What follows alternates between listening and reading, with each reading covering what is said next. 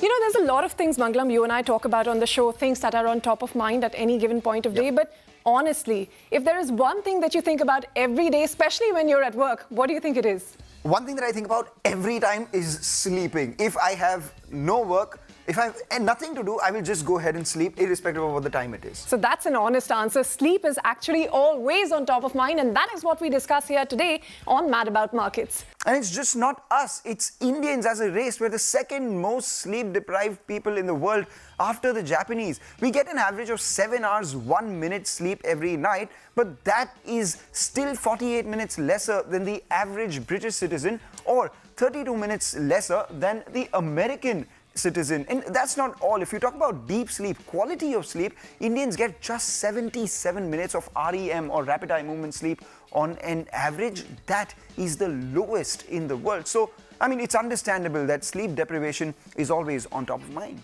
Well, you're not at fault, and you would think that it's people like you or maybe the younger generation still that gets lesser amount of sleep, but actually it is the elderly, because this Fitbit report that Mangalam spoke about, it finds that Indian users in the age group of 75 to 90 years of age got the lowest amount of sleep at 6 hours and 35 minutes on average, even though users in the age group of 18 to 25 went to bed an hour later than users in this older age group. And the pandemic, that has made things much worse, because one of the most common health issues, which is reported globally by those affected by COVID, is lack of sleep. And a recent survey also found 52% Indians admitting that their sleep pattern changed following the pandemic, and 1 in 2 Indians that were surveyed also said that they got less than 6 hours of uninterrupted sleep each night, far lower than the recommended 7 hours or more. And what does lack of sleep do to you? Makes you irritable, cranky and unable to make good decisions? Well, it can literally affect your physical and mental health. So after nutrition and fitness,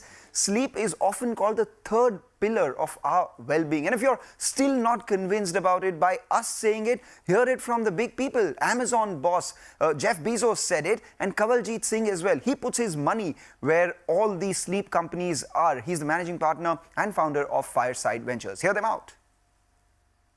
I get 8 hours of sleep. I prioritize it. Unless I'm traveling in different time zones, sometimes it's impossible, but I am very focused on it, and for me, I need 8 hours of sleep. I think better, I have more energy, my mood is better, all these things.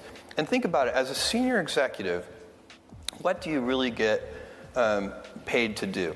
As a senior executive, you get paid to make a small number of high-quality decisions. You make 133 decisions. Is that really worth it if the quality of those decisions might be lower because you're tired or grouchy or any number of things?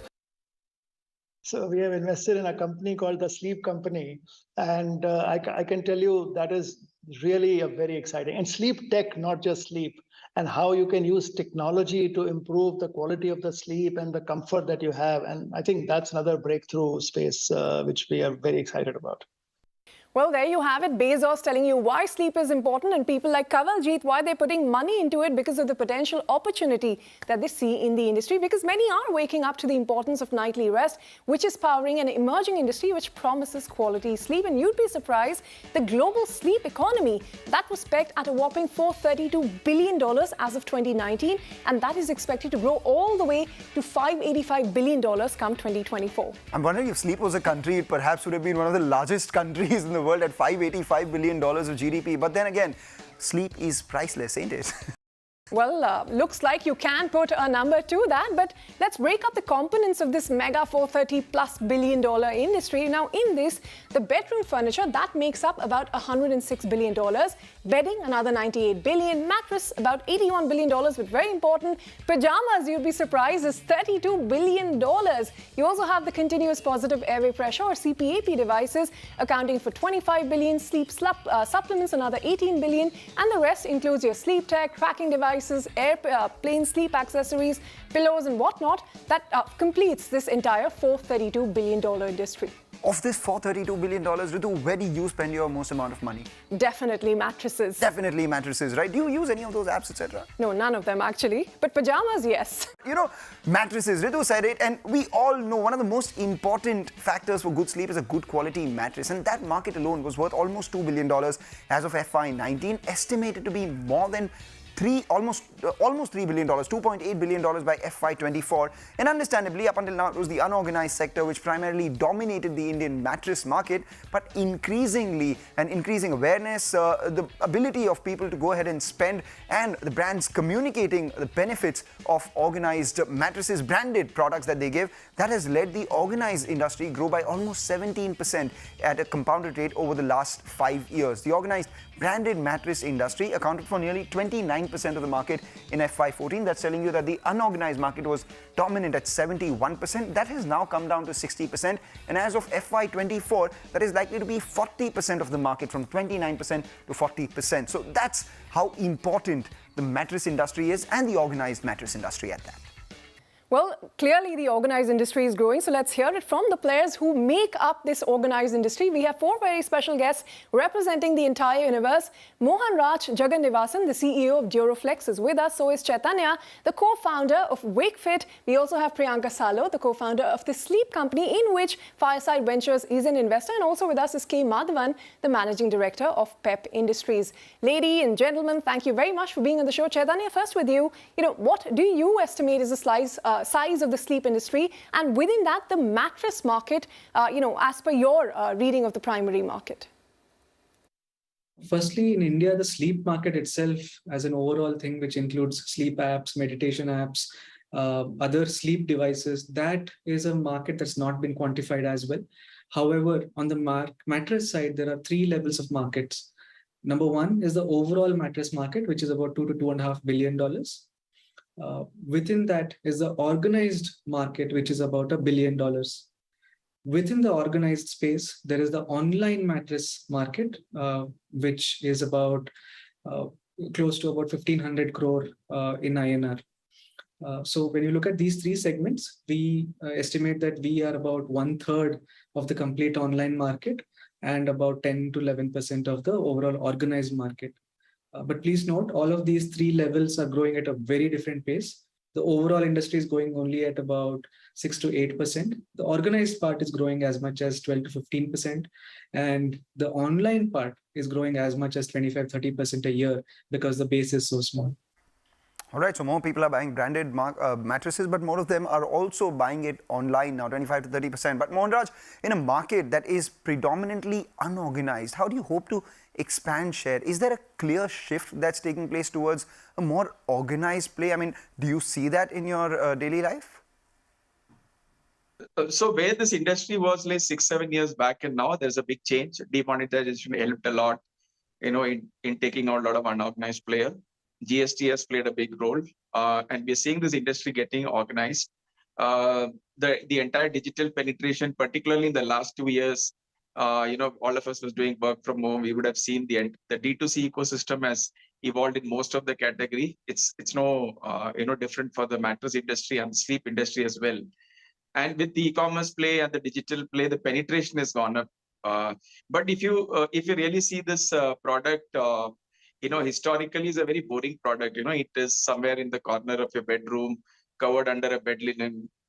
This is not a product where anybody would like to flaunt like a living room, furniture like a sofa or a wall unit. This is a very private space, and hence, the significance of this product was not known much.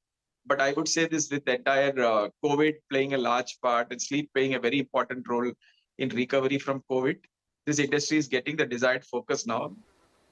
Well, yes, the importance of good sleep is dawning on Indians, and a lot of startups are taking advantage of that. Priyanka, you started as a D2C brand, and then, of course, you went on to launch your offline stores in Bangalore, Hyderabad, and other cities, and you plan to open 25 more.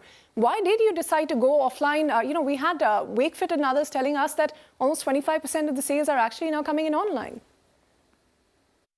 Absolutely. As you said, just 3 years back, we started as a D2C brand with the vision to, become world's best comfort tech brand, revolutionizing or upgrading the way people sleep and sit. I think the very, very smooth journey has been, to went from D2C to offline. But as we do that, to me, it's exactly like D2C. It's the same omni-channel that would play out. And the simple reason for us to venture from online to omni-channel, I think, is twofold.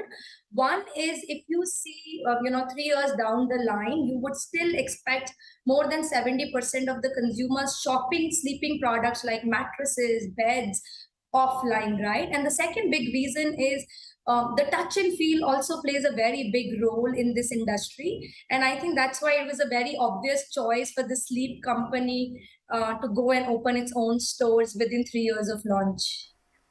Let's talk about the organized mattress industry now. In India, it mainly consists of three types of mattresses. One, you have the coir mattresses, the PU foam mattresses, and the spring mattresses. About these mattresses itself, the coir mattress dominated the market initially, and now it's been overtaken by the less expensive PU foam mattress, which accounts for nearly half the market, 50%. But spring mattresses are the ones which are driving growth. Currently, they account for about a third of the market, and they're growing extremely fast. Let's talk about the prices as well. The bulk of the action is in the mid segment, with the price range anywhere between 8 to 30,000 rupees. This segment has a 50% share of the market. The economy segment, which consists of mattresses under 8,000 rupees, is about 25% of the market. So basically, 75% of the market is sub 30,000.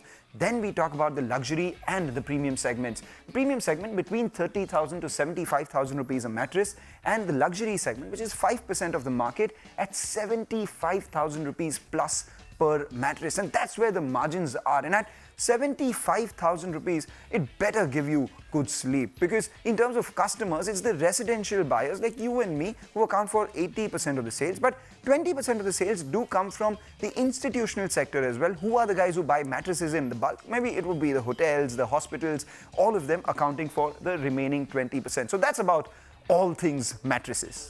All things mattresses, residential sales accounting for the bulk of it. But who's selling these to you? Well, there are established players like Kurlon, your Duroflex, Sheila Foam, Peps, Springfit. All of these have been strong brand names. They have a pan-India presence as well and become national brands. But entry barriers are quite low, and a number of startups and therefore have smelt this opportunity and are entering the market. So they're trying to distinguish themselves using technology and innovative niche products that they're coming up with. Now, from Wakefit to Flow, Sleepy Cat, your Sleepseer, Sleep Company, and so on. A lot of companies with the name Sleep have mushroomed in the sleep market over the last few years, especially after the pandemic. Yes, I mean, and it's so unintuitive to name just Sleep or add that word Sleep in that company. Must be hard to add another company with the name Sleep. I think everything's taken up. If you had to open a company, what would you call it? Well, definitely not something to do with sleep. Oh, well, we'll see that. But, Mr. Madhavan, you've been in this market for over a decade. What is your market share currently? How do you expand it in a market which is predominantly unorganized, but also increasingly seeing a lot of these startups enter? Yeah, this mattress industry is highly unorganized, as you rightly said. Consolidation has not taken place. You see quite a large players from the regional areas are getting involved in the activity. And as Peps is concerned, we are a South Indian based organization or company, and we hold closer to around 44% of the spring mattress share in pan India. And this industry, as I told you, out of this industry, spring mattresses is around 1,200 crores. Well, we heard from the traditional players. Chaitanya, you as a newer age company, what is your strategy? Will online continue to be your focus area? That's where the sales are coming? Or, what kind of offline-online mix would be ideal for a company like yours? I wouldn't sit here and predict an ideal mix. This will have to be guided by our customers, but we definitely are going offline. We've already opened up 10 stores in about 7 cities, which have given us a really, really promising data.